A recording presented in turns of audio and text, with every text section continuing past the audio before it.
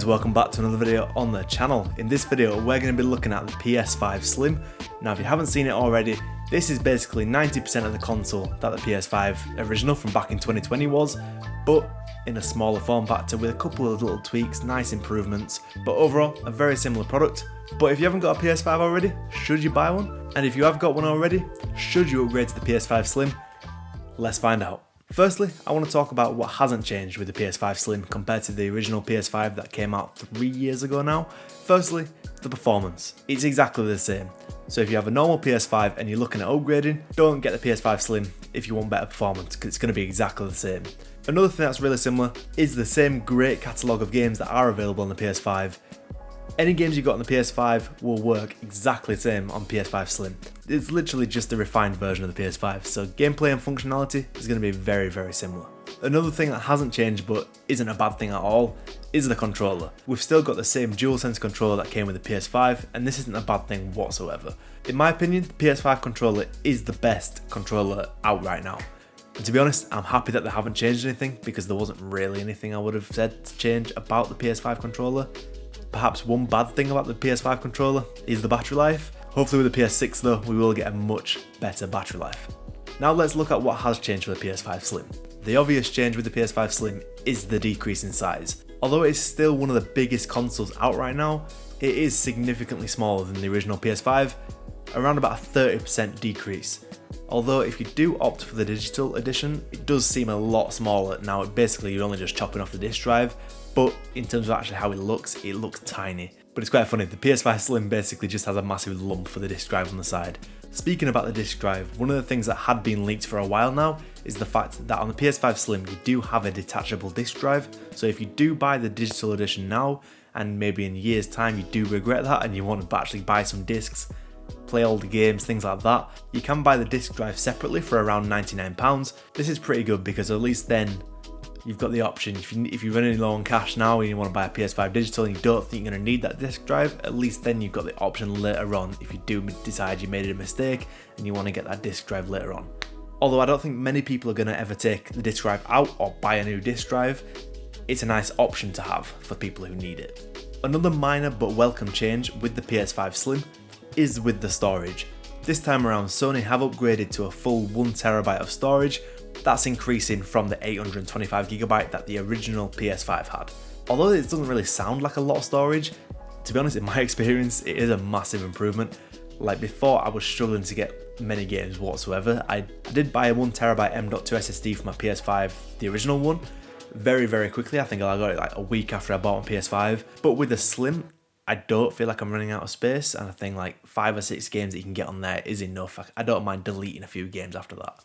So to be honest, I feel like the 1TB is much more manageable. Like I said, it's a minor change. Hopefully with the PS5 Pro we will see much more storage, hopefully 2TB, but I think it is rumoured that we might be getting either 1.6 or 1.8TB. I can't remember what it was. I did see a leak somewhere, but I can't remember exactly.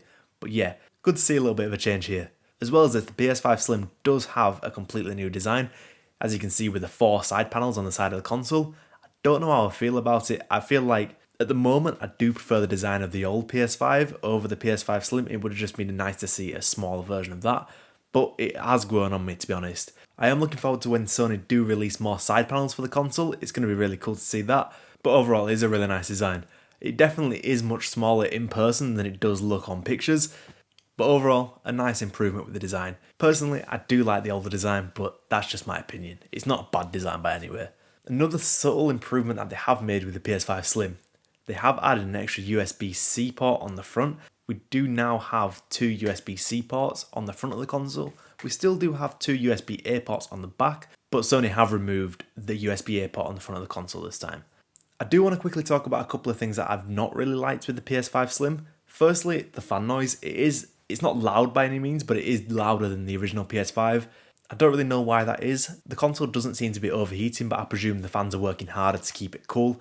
I feel like out of the next gen consoles, the Xbox Series X and S are just dead silent constantly. They never really make a sound. The PS5 itself was really quiet, but the PS5 Slim definitely, you can hear the fans ramp up sometimes. And my PS5 is at the other side of the room from where I sit and play games, so the fact I can hear them is definitely a bit of a concern. It's not a reason to avoid buying the console, but it's just something I wanted to mention. And as well as that, why is the disc drive so loud? I had the digital PS5 before, the original one, and because obviously there's no spinning disc drive, it was just dead silent all the time.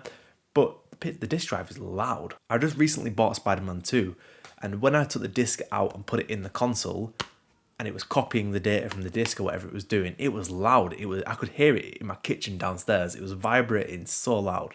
That might be because I don't have the vertical stand for the console. Just bear that in mind. I didn't pay the extra 30 quid or whatever it is for the console stand. But yeah, it just seemed to vibrate the surface underneath it quite a lot. But even like, for example, when I wasn't playing Spider-Man, which is the disc that's in the console, if it load up digital version of Call of Duty or EAFC, the disc drive spins up again, and it's really weird. I don't know why. But one of those things. It does go away after a while. It's not like it does it all the time, but it's like for 5 seconds when you load up the game. Just a weird thing that happens. But yeah, this is going to be a short one, this video, because I absolutely love this console, but there's also not too much to say. It's a PS5, but smaller. Like I said, it's about 30% smaller, about 20% lighter. It's a good console, it's a good improvement, but simply put it, if you've got a PS5 already, you don't need to upgrade. It's not a worthy upgrade. But if you haven't got a PS5 already and you're looking to buy one, you've come at a good time, because the PS5 Slim is the same retail price that the original PS5 was. Yeah, we did see some sales that brought the PS5 in the UK down to around about £399, and the new PS5 Slim is £479, but at the same starting price, it is a really good price, and to be honest, I'm happy with it. I think it's definitely worth buying the PS5 Slim over the original PS5 if you haven't got either of the consoles already. Just keep in mind, very soon you won't be able to get a brand new of the original PS5s. They're getting discontinued completely. But yeah, that's going to do it for today's video. I'm going to keep it short and sweet. The PS5 Slim is a really good console.